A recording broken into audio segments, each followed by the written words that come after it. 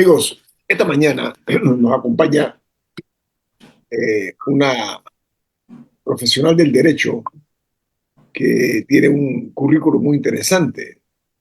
Ella ha sido parte del órgano judicial. Ella fue, El perdón, Ministerio Público.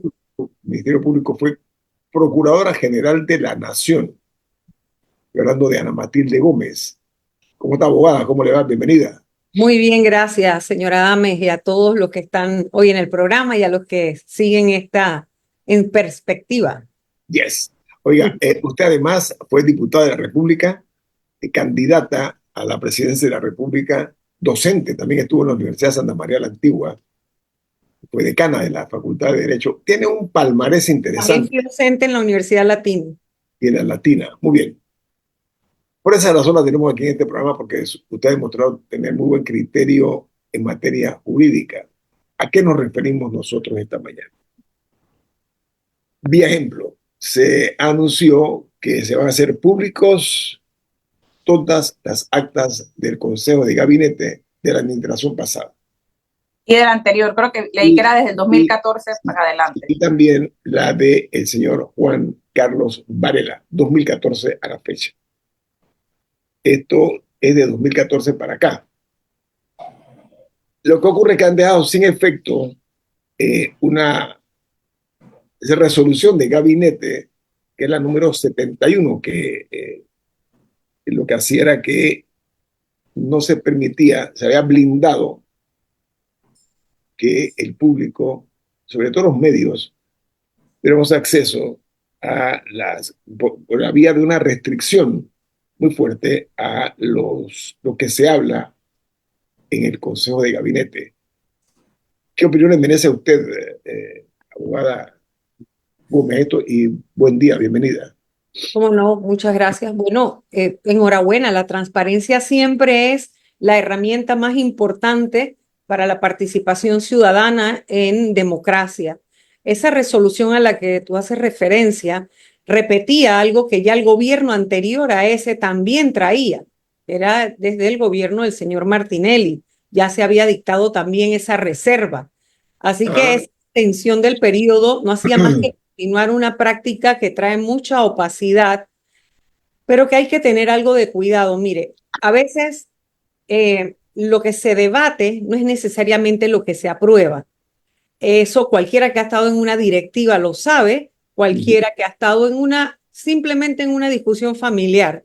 No necesariamente lo que se discute es lo que se aprueba y a veces se puede empantanar un proceso en la medida que se conoce antes de que se tome la decisión cómo ha sido la discusión y también podría coartar la libertad de los miembros de ese concilio, de ese grupo, de ese conjunto de personas que tienen que decidir, podría inhibir la opinión de quienes al debatir van evolucionando en su pensamiento. Usted sabe que el debate es fundamental para la argumentación de las ideas y uno puede tener una idea trazada en el momento que llegas a una reunión o desinformada y tienes una postura y cuando escuchas a los miembros, a tus pares, ¿verdad? Empiezas a pulir tu propio pensamiento. Entonces yo creo que hay que encontrar un equilibrio entre la transparencia que siempre debe estar en toda la cosa pública y la reserva necesaria para preservar la libertad con la que deben debatir aquellos que deben opinar, que deben tomar decisiones. No sé si soy lo todo explícita que quisiera. Es decir, es importante también que se comprenda que en un debate, en una discusión, una persona puede tener una postura y después cambiar y no debe ser satanizada, censurada, golpeada, lapidada por haber pensado originalmente de una manera en un debate, ¿no? Así que enhorabuena la transparencia, sin embargo, tener el cuidado de aquellas reservas, sobre todo, por ejemplo, en posturas internacionales, cuando se debaten temas de relaciones exteriores, por ejemplo, se puede causar un problema, un conflicto internacional innecesariamente, porque en la política exterior la dirige el presidente de la República, eso lo mandata la Constitución, pero esos temas son también reservados, incluso por mandato constitucional. Entonces, habrá que ver en qué forma se va a regular que esa transparencia sea pues de las decisiones, o no sé si va a ser de los debates. Sería... Sí, yo coincido mucho con Ana Matilde Gómez, eso a veces hasta me sorprendo que coincidamos tanto, pero el tema que ella bien acaba de explicar, y creo que una vez Camila y yo lo hablamos del exceso de transparencia, porque tú tienes que transparentarlo, pero debe estar el criterio para que, bueno, esta sesión no. Le voy a poner un ejemplo. Muy bien explicaba Ana Matilde Gómez el tema de asuntos internacionales. Un ministro de seguridad puede tener una posición distinta a la Cancillería y al presidente de la República y la expone. Meses después, en el otro país dicen, pero miren, el ministro pensaba esto y esto, aunque al final, como bien ha dicho Ana Matilde, cambió de opinión y haya firmado y ha estado de acuerdo con el documento. Temas como emisión de bonos del Estado, con un interés que se está discutiendo, eso va a gabinete. Si eso se publica, están boicoteando esa emisión de bonos del Estado y la posibilidad de negociación que van a tener quienes vayan a comprar esos bonos del Estado, porque eso debe manejarse con un criterio de cuidado. Y sí, a lo mejor que vas a generar reuniones afuera para que después el día del gabinete, entonces vaya la gente al gabinete todo cuadrado para que el debate se dé fuera del gabinete, sino en un desayuno anterior para después. Y hay que decirlo también, no sé si el tema de los enemigos políticos, pero por ejemplo, Ana Matilde Gómez está aquí. Ella fue Procuradora General de la Nación. El debate en el gabinete para postularla a ella como Procuradora General de la Nación, seguramente hubo disenso entre algunos de los ministros que no querían que fueran a Matilde Gómez. Cuando vino el proceso de ella después, que todos conocemos cómo se hizo y qué es lo que se hizo. Hubo gente que sacó, no, pero el ministro tal, mira, no la quería, o dijo esto, pensando en esas cosas. O sea, salieron bajo la cuerda en este caso, ¿no? No salieron públicas, pero se habían dicho así. ¿Por qué? Porque hay cosas que la gente hay que tener cuidado entre todo lo que se hace público. Yo creo en la transparencia y creo que puede estar el acta final y una serie de cosas de la reunión, pero más que toda la reunión como tal, sí, al final de cada una tendrán que decidir, bueno, esta sí y esta no. Entonces aquí lo que hizo fue al revés, el decreto anterior blindó todas en vez de dejar transparentes todas y cada una selectivamente, bueno, esta tiene información de carácter confidencial, se va a mantener reservada a cierto tiempo. Pienso yo que debe ser así, ¿no? Entiendo que la publicidad va a ser de las actas, ¿no? Entiendo que la publicidad va a ser de las actas. Y habrá que ver qué instrucción se le da al secretario del gabinete respecto a cuándo se apaga el micrófono, cuándo va a haber un debate fuera del acta o esto que no conste en acta. Sí, la cúpula decisoria de cada gobierno tiene su presente y su pasado. Y eso hay que entenderlo, porque los tiempos cambian.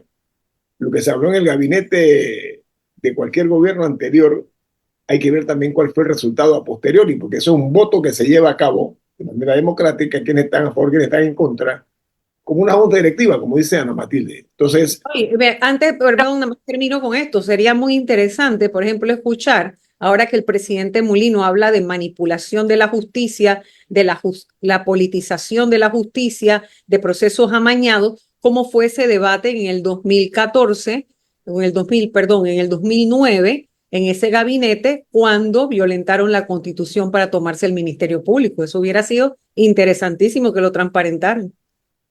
Camila. Sí, yo estoy totalmente de acuerdo y es un debate que hemos tenido anteriormente, como decía Eduardo, porque esto no es blanco y negro, hay matices, la vida es complicada. Incluso cuando tuvimos la conversación, creo que lo hemos hablado en este programa también, yo mencionaba un ejemplo que en ese momento me estaba leyendo un libro y no lo tengo ahorita, creo que era cuando se estaba discutiendo en Estados Unidos el tema de los derechos civiles de los afroamericanos, que había muchos políticos que, no, o sea, que quizás estaban de acuerdo, a pesar de que no era la línea de su partido, pero no necesariamente estaban dispuestos a decirlo en la asamblea. Entonces, que había muchas reuniones que se dieron en bares a altas horas de la noche para negociar, porque a veces, particularmente cuando son temas álgidos, por decirlo así, una persona no opina, no se expresa igual, es la palabra, cuando en privado o en un ambiente de confianza, por decirlo así, versus cuando está expuesto a todo el mundo y sabe que lo están grabando, ¿me explico? Entonces, no, o sea, no actúa con la misma libertad y no aplica el mismo criterio. Entonces, sí, yo estoy de acuerdo que no todo se tiene que saber. El problema es dónde está la línea y a quién le correspondería establecer cuál sería esa línea. Porque incluso el exceso de transparencia, por decirlo así, y que no permita una operatividad. Y pongo el ejemplo en la Asamblea.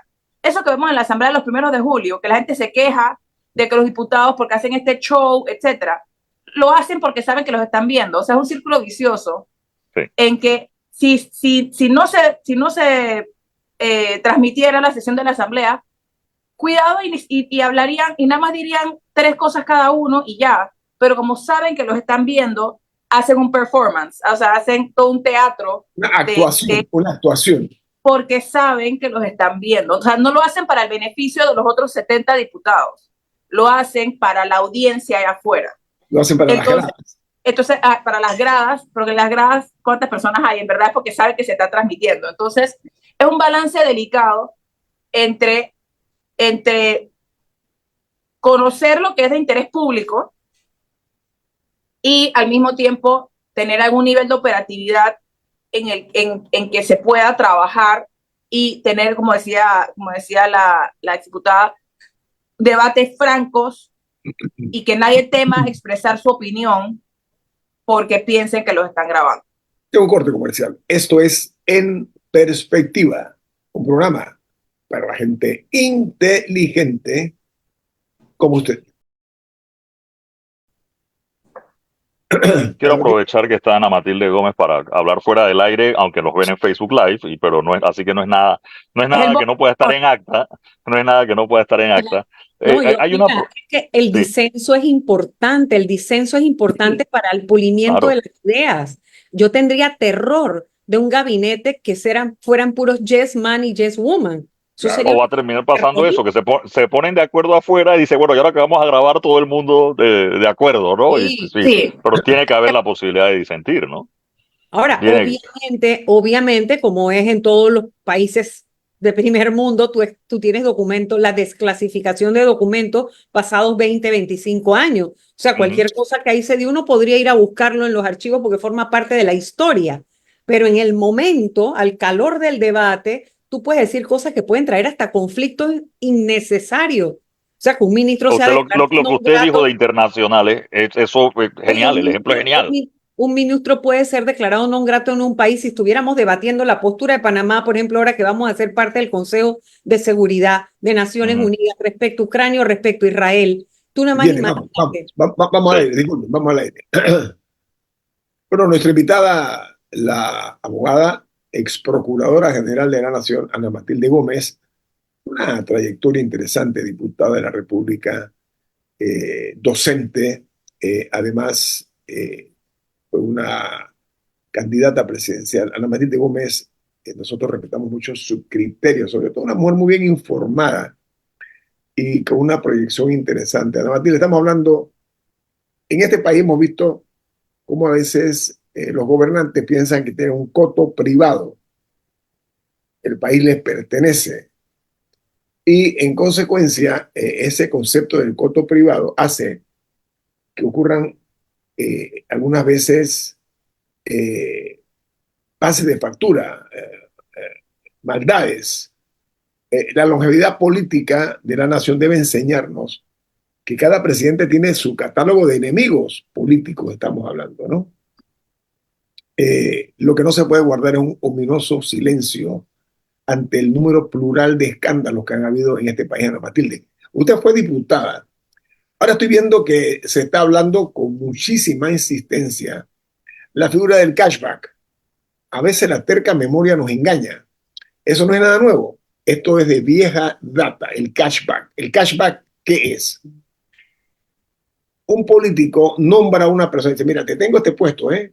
Esto es un ejemplo, un salario de $1,000. Tú vas a ganarte 400 y el resto, los 600, son míos, entre otras cosas. Eso es una práctica milenaria, no milenaria, pero de vieja data, ¿no? Y tampoco es original de Panamá, tristemente. Eso, bueno, es el escándalo que ha ocurrido en Perú. Ahora mismo hay un escándalo, pero de grandes. Pero bueno, vamos a la patria, vamos al suelo que nos vio nacer y que nos va a ver morir. Ana Matilde, a mí no me agrada para nada que se haga un evento de teatralidad con ese tema, cuando a mi juicio, y la abogada es usted, por supuesto, llévenlo a los tribunales. Mira, aquí está, ¿eh? encontramos malos manejos, encontramos esto, aquí, esto, más esto, más esto, las pruebas, en lugar de hacerlas públicas o de conocimiento público, recurran a la sagrada ley. No sé usted cómo la ve, diputada y exdiputada y abogada. Mira, volvemos al punto de la transparencia y lo necesario que es la participación ciudadana. Hay toda una generación que ha crecido de cara a las redes, y que entiende que su vida es una plataforma de exposición y que se han comprometido en hacer todo diferente a como lo hacíamos antes. En teoría, el tiempo les va a ir demostrando que hay cosas que lamentablemente el sistema mismo les va definiendo cómo hacerlas.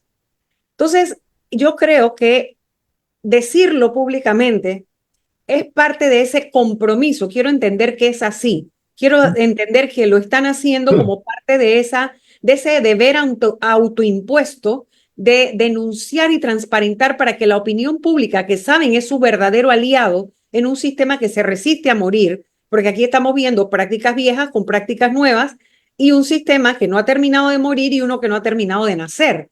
Y esa lucha que tienen ambos por coexistir está tratando de utilizar todas las herramientas a su alcance para atraer un aliado fuerte e importante que es la opinión pública. La opinión pública no te va a acompañar en la medida que no conozca qué está pasando. Comprendo lo que tú dices y yo diría que en efecto, una cosa es decirlo para que se conozca y otra cosa quedarse hasta allí. Lo importante es que esa acción que se publicita tenga las consecuencias jurídico-penales o jurídico-administrativas que son necesarias para el resultado que queremos, que es la corrección de la acción, la erradicación de la práctica y la sanción o el castigo de aquellos partícipes. Así que hay que encontrar ese balance entre dar a conocer para poder involucrar a la comunidad en el respaldo que se necesita, que no se tiene como partido político que no lo son, y de allí pasar a las acciones concretas que permitan que eso tenga los resultados esperados en un Estado de Derecho. Otro escándalo grande es que se han borrado los registros contables en varios municipios. Hombre, eso en Panamá es algo que no va a hacer mucho ruido, porque si nos aguantamos que la Caja de Seguro Social estuviera años sin que se conocieran realmente los números, como se dice en términos coloquiales, hombre, si la Caja de Seguro Social estuvo en esa situación, los municipios dirán, esto de nosotros acá es mucho más chico. ¿Cómo podemos hacer, Ana Matilde, para que aquí se rindan cuentas como establece la ley y como se merece la ciudadanía, Ana Matilde? Pero en concreto, perdón que la sustancia de la pregunta, o sea, la parte es... Que se han borrado registros contables de muchos... No la parte penal, tú dices cómo hacemos para corregir esto. No, yo voy a la justicia, estás aquí como abogado. Okay. Bueno, entonces definitivamente que eso es un delito. Okay. Porque es que nadie puede disponer de la información pública, la información que está en las instituciones no se puede borrar. Es como alterarla, es alterar la realidad de una institución. Así que ahí hay alteración, desaparición, destrucción de documentos públicos, todo eso es delito. Todo es delito. Así que volvemos al punto que hablábamos en el espacio anterior, y es todo eso tiene que convertirse no solo en denuncias. Mira, también la mayoría de estas acciones son de aquellas que la ley conoce como de acción pública.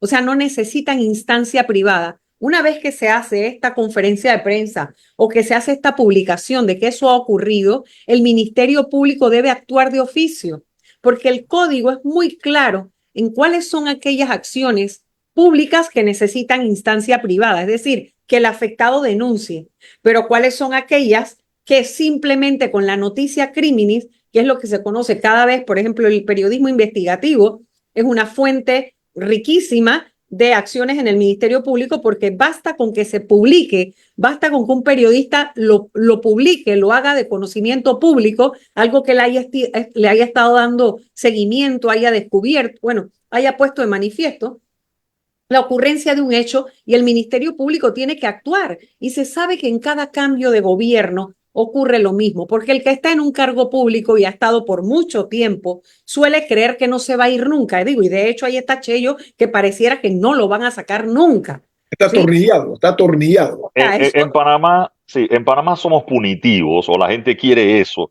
El tema de las botellas, una botella, alguien que cobró $1,000 por 60 meses, ¿va preso o eso solo va al tribunal de el tribunal de cuentas? Administrativo. No, el tribunal de cuentas, fiscalía de Al cuentas y exilio que patrimonial. sí, Va a depender, porque si la persona, muchas veces lo triste de esto es que quien nombra se vale de la ignorancia. Y hay otros casos, recuerda, en que los ciudadanos se han percatado de que aparecen en una planilla, dicen ellos, por carambola, se cuando, dieron cuenta después.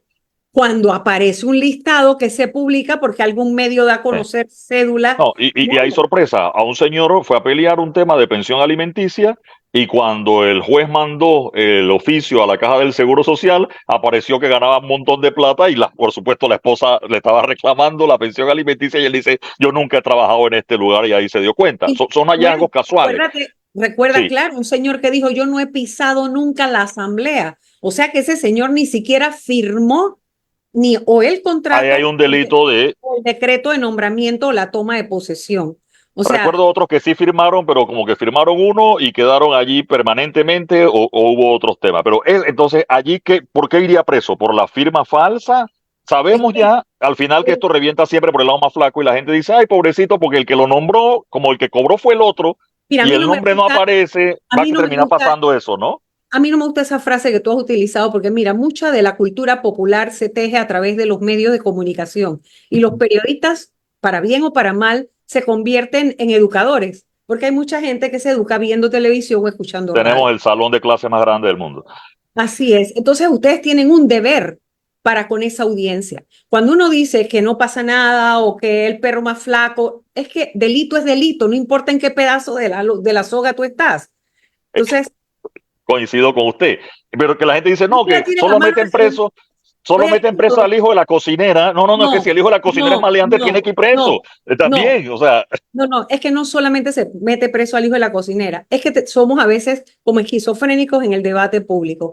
Cuando se logra meter preso a alguien de cuello blanco, es decir, una persona con poder político, poder económico, entonces salen un montón de personas a confundir la opinión pública diciendo esto es persecución política. ¿Me explico? Entonces, esto es lucha entre poderes. No, la justicia tiene que actuar no importa quién sea, si es pequeñito o si es grande, si actuó dentro del delito, cada uno con su grado de participación. A La ver, justicia, Matilde, la justicia debe Les ser da un como caso la de salud. entender. Oíste, la justicia debe ser como la salud, igual para igual todos. para todos. Así de sencillo, Camila. Exactamente cuál es el delito para el que contrata y el que es contratado, nada más para entender la diferencia.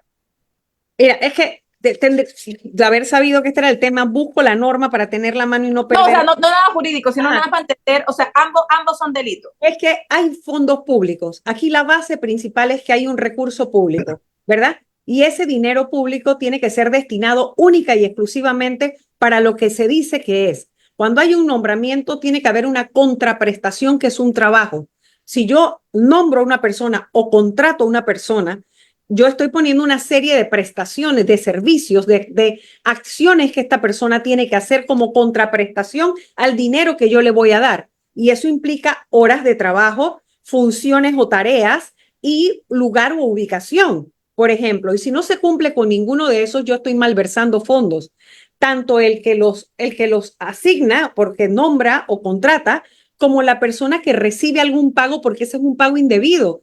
Si yo te nombré por $1,000 y te estoy dando 100 mensuales y tú sabes que no estás trabajando, ¿en base a qué? ¿En base a qué te estoy dando esos $100? Puede ser que la persona diga en su ignorancia, porque mira, aquí lo más deleznable es el abuso, aprovecharse de la ignorancia y la necesidad de una persona, porque cuando usted las va a ver, se da cuenta que son personas que han estado tan fuera del sistema, que no tienen acceso a la información, tienen un desconocimiento total de que lo que están haciendo está mal, porque tampoco tienen los criterios entre el bien y el mal, porque están llenos de necesidades y porque su sistema de vida le impide tener la comprensión de que si yo firmé un contrato, ahí hay algo raro, A veces ¿Y cómo se investiga eso? O sea, ¿cómo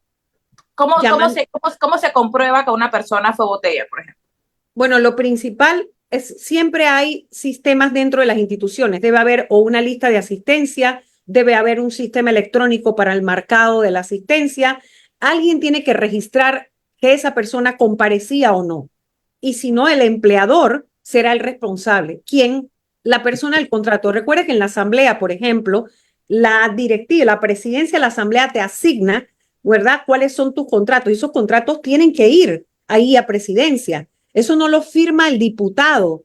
Es decir, el presidente de la asamblea tiene una responsabilidad administrativa de todos esos contratos y de verificar que esa gente, pero si por ejemplo Lin Yuen es diputado y tú me estás trayendo 300 contratos de $200, yo te llamo y te digo, ¿tú dónde vas a sentar? 300 personas. ¿Y por qué estás pagando $200? Sentido Eso, común, Analía, sentido común, y fácil. además fiscalización, o sea, no pensar que la asamblea o la alcaldía o la junta comunal es su feudo privado o particular. Esos son fondos públicos y son instituciones del Estado. Y aquí lo más grave, miren, que en todos estos escándalos uno se pregunta dónde quedó la Contraloría, porque en Panamá existe una ley que es de la contabilidad pública, o sea, todas las instituciones, sean municipales o estatales, tienen estándares de contabilidad. La contabilidad pública se maneja por ley. Son normas mínimas de contabilidad en el Estado que deben ser aplicadas en todos lados. Entonces uno se pregunta dónde está la fiscalización. ¿Sabes algo? Comer con el plato lleno en una mesa donde hay tanta gente pobre que no tiene qué comer y abusar de quitarle lo poco que come esa gente para comértelo tú, hablando de los cashback, eso es miserable. Miserable. Pero la justicia Miserable. tiene que actuar, porque ustedes recuerdan el caso, ¿se acuerdan el caso de un diputado? No recuerdo si era de Chorrera, que tenía un poco de meseros de un restaurante que Y de aparecieron un hotel. y de un hotel. Bueno, ¿qué Sí. pasó con él? ¿Por qué no está preso? Ana, ¿Por qué tiene no la está clave, tú acabas de decir la clave. También tenemos funcionarios condenados que no están presos. Por eso Así. pregunto si eso nada más era preso o era lo tributario. Ahora, creo que vamos a la pausa, Guillermo, ¿no? Sí. No pierdas la dinámica, no pierdas la dinámica, porque se está poniendo muy bueno esto. El ambiente está caldeado. Es que recuerdo. Guárdensela, por Sí. favor. No, también. Viene más. Esto es En Perspectiva, un programa para la gente inteligente como usted. Amigos, estamos de regreso aquí en este programa En Perspectiva con la abogada Ana Matilde Gómez. Eduardo Lillo, en adelante.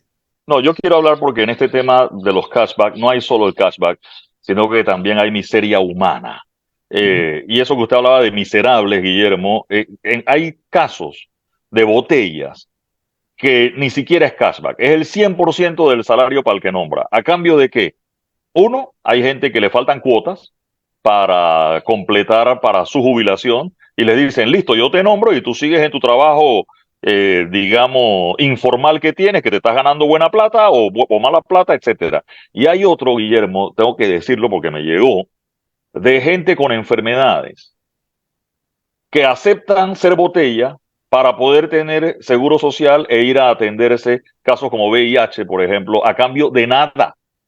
Es decir, no es una planilla cashback, no es una botella cashback, sino que incluso el que te da te dice, te estoy ayudando para que vayas al seguro social a atenderte y se está quedando con la plata de la persona. O sea, están explotando la enfermedad del individuo más el recurso del Estado. O sea, es maleante y miserable a la vez, ¿no?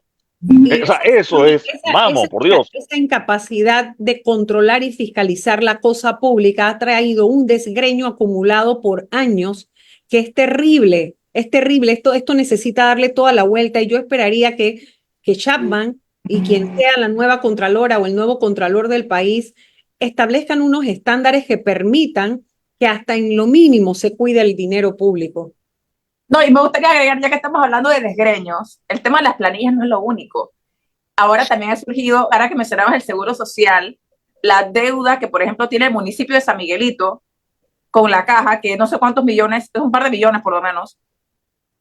Eso también es delito. Eso es retención de cuotas. Eso es que al trabajador se le descontó de su salario un seguro social. O sea, pero pero este no fue pagado a la caja. El seguro. Por Y eso estás afectando al trabajador con su acceso a servicios de salud, con las cuotas que acumula para su eventual jubilación.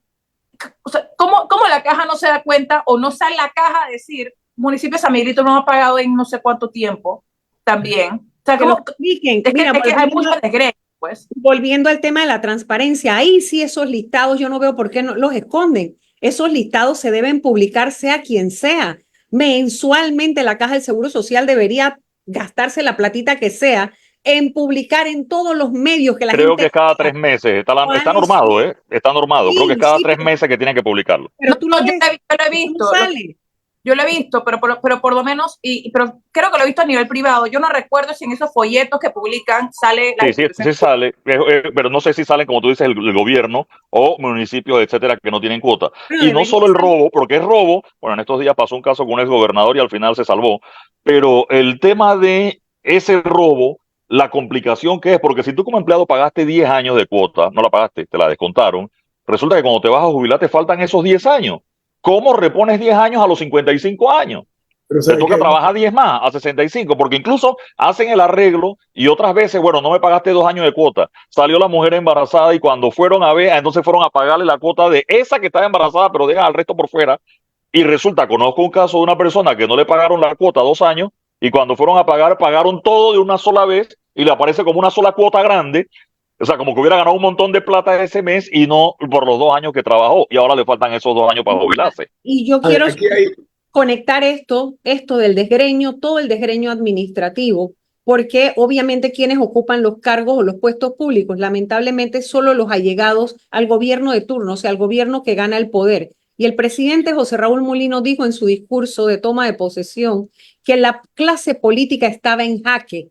Bueno, yo quiero que él comprenda que eso también incluye la administración pública, porque esos políticos son los que deciden a quienes nombran en los cargos, a quienes nombran en los puestos. Y ojalá que tanto el ministro de Economía y Finanzas como quien sea el próximo contralor o contralora de la República pongan orden de verdad en todas las instituciones, porque todas las instituciones están llenas de puestos innecesarios. Porque mira lo más triste, hay gente que sí concurre al puesto de trabajo.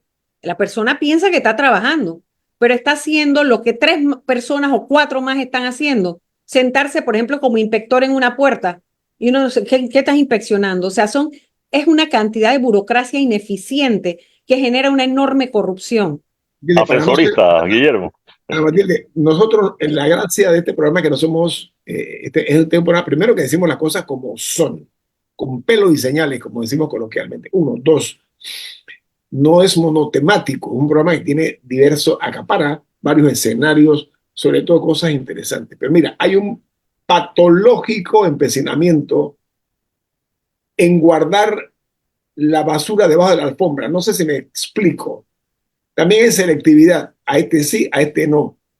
Este escándalo vamos a hacerlo público, este otro no. Hay que acabar con eso y ojalá así sea. Cambio de giro de timón, Ana Matilde. El despido de 2 fiscales, ¿ok? Anticorrupción por parte de la Procuraduría General de la República. Su opinión, Ana Matilde. Sí, empezaré por decir para eliminar cualquier conflicto de interés con el tema, que los fiscales que yo destituí cuando llegué al Ministerio Público fueron todos a través de procesos. Es decir, nadie es porque me caía mal o porque estaba en una lista, ni nadie me lo pidió. O hubo una denuncia, o hubo una querella, o hubo un proceso administrativo interno disciplinario y se llegó a una conclusión. Si después la Corte reversó 3 o 4 de ellos, eso es otra cosa, pero había un proceso con que la persona se pudo ir a defender. Dicho esto, la destitución de un fiscal en sí mismo es una noticia y debe serlo siempre, porque son los encargados de llevar a cabo, ejecutar la acción penal, ese poder punitivo del Estado, perseguir los delitos. Así que es un trabajo que no es cualquier trabajo. ¿Qué es lo que ocurre con los que ha habido en este momento? Que la coyuntura política genera mucha suspicacia porque vísperas de un cambio de gobierno llama mucho la atención que sean fiscales que participaron en casos de muy alto perfil en los que por primera vez luego de mucha mucha insistencia, se logra una condena, es decir, que el trabajo del Ministerio Público llegó al Poder Judicial, fue revisado por el Poder Judicial y concluyó en una condena. Y no una cualquier condena, la primera condena hacia un expresidente de la República luego de pasar por el Ministerio Público. Eso tiene una importancia no solo simbólica, estadística, histórica. Es un registro importante en la lucha panameña contra el lavado de activos y otros delitos graves, ¿sí? Porque no es cualquier delito tampoco, es un delito grave. Entonces, no haber tenido una explicación previa o no tener tampoco una justificación posterior permite que se genere una serie de opiniones que en nada favorecen el ambiente necesario para trabajar en el Ministerio Público, menos en la coyuntura de un cambio de gobierno. Porque uno se pregunta, ¿por qué fiscales que fueron amenazados? Porque es que fueron fiscales que en su momento fueron amenazados, que además hay una burla, una sorna en los tweets que manda el expresidente Ricardo Martinelli, su equipo de abogados, como que faltan otros, como si atribuyéndose, porque el vacío o el silencio del procurador permitió que ese vacío se llenara con los dichos y los hechos, las acciones en tweet, en X o en cualquier plataforma de un grupo de individuos con intereses conflictuados en esto, que son los abogados de Martinelli, el mismo Martinelli diciendo, qué bien, empezó la purga, vienen otros. Entonces, eso, a mi juicio, hace mucho daño a la independencia y la libertad con la que deben actuar aquellos que quedan o que permanecen en la institución y que todavía tienen casos delicados y que ahora lo más probable tengan temor antes de actuar. Y esto violenta todas las normas que ya la Corte Interamericana de Derechos Humanos se ha pronunciado respecto a ¿qué? A que la independencia de los jueces alcanza también a la independencia necesaria para el trabajo del Ministerio Público.